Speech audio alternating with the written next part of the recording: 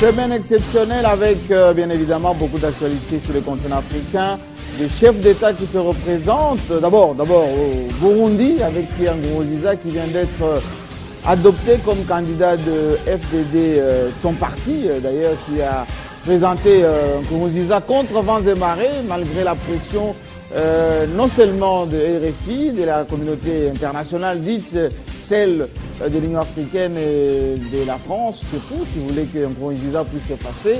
Malgré aussi quelques manifestations de rue, oui, il est candidat Nkurunziza. Au même moment, au Togo, Faure Gnassingbé est le candidat favori parce qu'il se représente pour la 3e fois, succédant à son père, rappelez-vous, décédé il y a plusieurs années de cela. Et puis en Côte d'Ivoire, c'est le grand boulevard pour Alassane Ouattara. D'ailleurs, les euphotistes sont retrouvés au stade Houphouët-Boigny. Beaucoup d'euphotistes là-bas. Barrant ainsi la route à Konambani, qui voulait être aussi candidat, et Charles Agassi, qui était l'ancien ministre des Affaires étrangères, qui voulait aussi être candidat pour les euphotistes.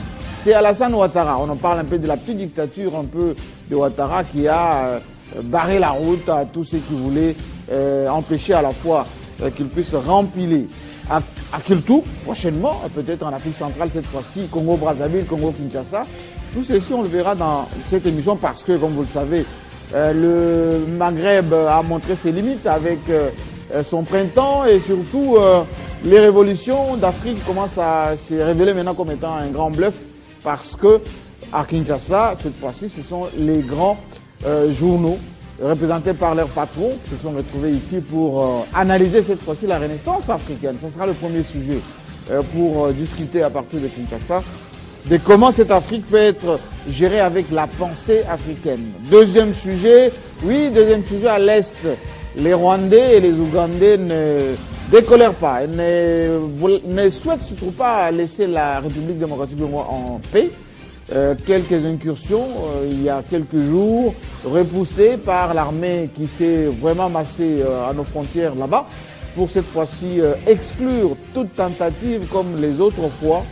On espère que les Rwandais qui sont manipulés, ça c'est le moins qu'on peut dire, par les multinationales parce que 1,5 milliard $, financés par les multinationales installées et en Ouganda et au Rwanda. C'était donc les révélations du rapport, toujours les rapports de l'ONU de la semaine dernière. Bienvenue à tous dans ces clubs qui retrouvent ces marques maintenant avec les grosses pointures sans les femmes aujourd'hui. Je ne sais pas s'ils font exprès, mais nous avons souhaité et dit d'ailleurs à nos concerts la semaine dernière de nous rejoindre. Et je voulais d'abord, avant de continuer, saluer ceux qui nous suivent à travers le monde, notamment en France, aux États-Unis, et en Afrique du Sud, où on est très suivis là-bas, nous recevons beaucoup de messages, et nos amis du Kenya aussi qui nous écrivent pour nous signaler qu'ils nous suivent énormément dans cette émission, sans pour autant oublier tous les campus universitaires ici à Kinshasa, bien évidemment à travers le pays. Alors, Harold Badibanga, qui est en pas nœud papillon, Col Mao, révolution ou c'est plutôt à la mode maintenant, pendant cette période des révolutions ratées en Afrique noire? Il ne s'agit pas de la mode, mais plutôt de l'identité africano-congolaise. Parce qu'on disait que les révolutionnaires en général, c'est plutôt Col Mao, c'est plutôt Abacoste. Oui, effectivement, c'est le Col Mao sans nous attaquer à la cravatabilité de Louis d'Or Balekelai. Oui. Mais nous disons que ceci doit être un état d'esprit et non un habillement simple. La révolution, c'est Mzee Laurent Désiré Kabila qui a su dire à l'homme blanc, je ne suis pas inségrationniste, mais il a dit, les minerais de la République démocratique du Congo, vous devez les acheter au Congo et au prix fixé par les Congolais. Et sa tenue nous renvoyait un peu à ce qu'il faisait, à ce qu'il disait. Dans la mesure où on voit des hommes en cravate qui sont quand même proches de Mzee, mais aussi nous voyons des hommes qui s'habillent comme Mzee, mais qui n'ont rien de Mzee dans leur comportement. Donc, ceci nous renvoie par rapport à l'état d'esprit et non dans... Là, vous faites référence à Roger Lumbala qui aimait aussi le Col Mao. Non, mais celui-là doit beaucoup nous dire. Il aimait le Col Mao sans avoir le Col Mao dans son être, dans la mesure où il a trahi son Congo en flirtant avec le Rwanda et le Burundi. Voilà pourquoi il ne sait plus remettre ses pieds ici. Il serait quelque part encore dans cette nouvelle aventure qu'on parlerait de chrétiens. Il le regrettera davantage. Absolument. Ludor Balekelai, toujours présent cette fois-ci, mais il n'y a pas beaucoup d'entrées en matière aujourd'hui par rapport à cette émission parce que j'aurais voulu, et j'aimerais bien d'ailleurs qu'on commence tout de suite avec ce qui est arrivé à Kinshasa aujourd'hui, c'est-à-dire hier et aujourd'hui, et bienvenue Bakoumani qui était avec son badge déjà tout à l'heure. Oui. Ces Africains qui sont venus à Kinshasa avec ce forum des médias pour parler de la Renaissance africaine. On a trouvé là des grandes signatures, des grands journaux qui sont venus aussi bien du Mali, du Sénégal, du Cameroun, du Tchad. On a trouvé là du Kenya aussi. On a vu Eric Chingue qui est venu du Kenya, un grand journaliste d'ailleurs avec lequel nous avons beaucoup travaillé, notamment il a été à la Banque mondiale responsable de la presse là-bas. Quel est l'objectif aujourd'hui de réfléchir à la place de ceux qui, enfin, on les appelle maîtres à penser. Vous étiez un peu, je dirais, dans le rouage de cette manifestation, qui est aujourd'hui considérée comme étant le contrepoids de ce qu'on a appelé les rappeurs au service de la démocratie. Y'en a marre et Balai Citoyen. Là, c'est plutôt un camp au-dessus. Ah oui, absolument. Là, on a voulu que les choses soient mises à l'orbite à travers cette rencontre. Le plus important, c'est que les Africains sont venus parler Afrique. Et les conférences qu'on a suivies lors de ces symposiums étaient d'une grande qualité. On retiendra ce que nous a dit le professeur Kamana, oui. Godefroy Kamana, également Kabongo Malou. Réinventer l'imaginaire africain. Ben oui, il faut retourner aux sources. Il faut retourner aux sources. C'est justement l'avantage avec les journalistes, c'est que nous, on peut se permettre certaines choses que les politiques ne peuvent pas. Et nous avons donné le ton. Il faut retourner aux sources. Nos sources, c'est l'Égypte pharaonique. Pourquoi est-ce que les uns peuvent dire que nous sommes peuple élu et que nous, Africains, nous ne pouvons pas dire que nous, la civilisation a commencé avec nous? Et nous devons le dire en l'affirmant et avec fierté, en l'assumant également. Sans embâche. Sans embâche. On le dit clairement que la civilisation, telle qu'on la connaît aujourd'hui, ça a commencé avec nous. Notre vitrine, c'était l'Égypte. La source, c'était en République démocratique du Congo. Pourquoi pas? Mais à partir des camps, la parole va tourner. À partir des camps, il y a eu justement ces lavages des cerveaux pour expliquer aux Africains que tout ce que vous avez comme patrimoine, le soubassement que vous avez, vos ancêtres, vos us et coutumes, tout ceci c'est rien. D'ailleurs, on se rappelle que les églises, à l'époque, la lettre le roi Paul II écrivait les ecclésiastiques à l'époque, ceux qui étaient venus pour nous évangéliser. Il faut leur dire que les religions, c'est du satanisme. Oui. N'est-ce pas? Oui. À partir de quand on a commencé à détruire la mémoire collective? À partir du choc entre les civilisations occidentales. La civilisation occidentale, par essence, c'est une civilisation des ruses, c'est une civilisation des violences, c'est une civilisation des barbaries. Ah, tous les instruments sont bons pourvu qu'on asservisse les autres. Des ruses. C'est ça la civilisation. Oui, il n'y a pas autre chose que ces mots durs. Je ne fais pas l'économie des mots parce que ça traduit fidèlement l'état d'esprit de nos frères européens. Ce sont nos frères, on est tous des êtres humains. Oui. Et ils nous ont déshumanisés déjà à l'époque de la traite négrière. Vous voyez le nombre de morts qu'il y avait à l'époque. Mais quand tu dis qu'ils ont amené quand même la civilisation. Non, Jean-Marie, ils n'ont pas amené la civilisation, bien au contraire.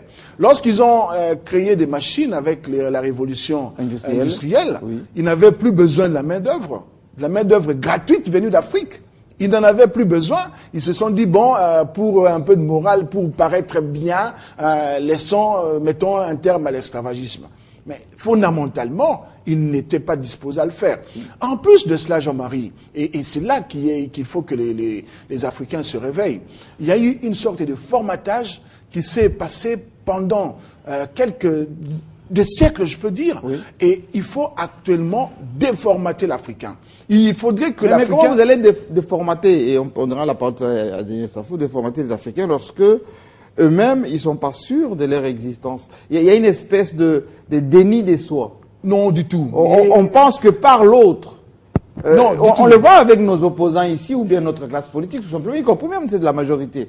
Aussi longtemps que les États-Unis n'ont pas dit, aussi longtemps que la France n'a pas dit, eh ben, ils ne prennent pas des directives claires. Ah ben heureusement que vous parlez de la classe politique. Oui. Moi, je ne suis pas dans ces strates-là. Oui. Moi, je reste dans la population.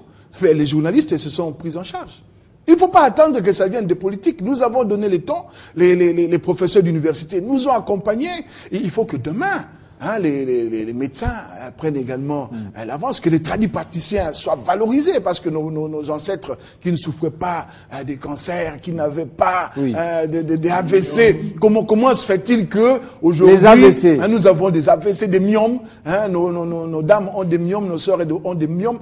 D'où ça vient tout ça? Mais la nourriture, hein? Ah ben oui, justement. Et les habitudes des consommations. La nourriture importée. Si on se déformate, on part de notre source, hein, la civilisation pharaonique qui avait ses sources ici en Afrique centrale.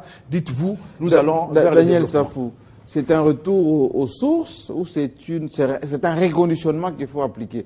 Avec ces colloques, on a bien vu que les intellectuels, souvent dans cette émission, vous dites il faut réformer la classe politique congolaise. Il faut une certaine redéfinition de la manière de penser. Tout à fait. Alors, En fait, on est entendu maintenant. Ce que j'ai beaucoup plus retenu dans ce forum, en fait, nous devons repenser notre système de pensée. Donc, C'est-à-dire qu'il faut revoir les choses autrement. Mais j'aimerais partir par une parenthèse, évidemment. Un des intervenants dans ces conférences, dans ce forum, a relevé un point aussi capital pour les Congo. Évidemment, la conférence, les forums, c'est la renaissance de l'Afrique. Lui, au fait, il a parlé, n'est-ce pas, de l'avenir de l'Afrique qui a été scellé déjà au départ avec la conférence de Berlin. C'est là où on a scellé notre avenir. en 1885. En 1885. Ce que nous appelons actuellement la communauté internationale. Hier, c'était une association. Une association, ils se sont retrouvés en Allemagne, dans une des résidences, n'est-ce pas, de Bismarck. De Bismarck. Oui. C'est là où ils ont, n'est-ce pas, scellé, n'est-ce pas, l'avenir, n'est-ce pas, de l'Afrique. Mais il y a un élément important, où il a parlé de la désorientation, n'est-ce pas, du peuple congolais. Les combats de Kimbangu déjà, quand vous prenez la charte, n'est-ce pas, coloniale, l'article 4, donnait déjà la citoyenneté, la nationalité aux Congolais. Et lorsque Léopold II prend la colonie congolaise, il occulte l'article 4. C'est-à-dire que nous étions déjà une nation. Une nation. Nous étions déjà une nation. Déjà à la sortie, n'est-ce pas, de la conférence de Berlin, la charte coloniale prévoyait que c'est une nation. Et Kimbangu était déjà avisé à l'époque, un illuminé par son intelligence, un clairvoyant. Et Kimbangu constate qu'on occulte, n'est-ce pas, l'article 4, n'est-ce pas, de la charte coloniale, qui nous donnait, n'est-ce pas, les prérogatives, n'est-ce pas, des citoyens. Et Kimbangu va en faire un combat, dire à ses concitoyens que nous devons chercher Dipanda Yazole. Dipanda Yazole, c'est-à-dire, d'ailleurs, le conférencier a démontré que le combat de Kimbangu s'est achevé, n'est-ce pas, le 30 juin 1960. C'est ça Dipanda Yazole. C'est-à-dire qu'on désoriente Kimbangu dans son combat politique pour le contextualiser, n'est-ce pas, dans une dimension religieuse. Alors qu'il était purement politique. Il était beaucoup plus politique que son combat est politique. Le combat n'est pas religieux, c'est une désorientation. Une grande désorientation. Lui qui réclamait Dipanda Yazole par rapport à l'article 4 de la charte, n'est-ce pas, coloniale, et quand l'homme blanc constate que la charte de l'AIC. La charte, merci beaucoup, la charte de l'AIC, pendant que l'État indépendant du Congo, constate que ce monsieur est en train d'éclairer ses concitoyens, on doit désorienter son combat. Faisons de ce combat un combat religieux. C'est un prophète, un homme de Dieu, il a reçu les messages du Christ. Mais le vrai combat de Kimbangu... On voulait le présenter comme étant un illuminé. Quelqu'un qui avait une révélation, donc la mission pas quelque chose de scientifique. Nous, journalistes, devons réveiller les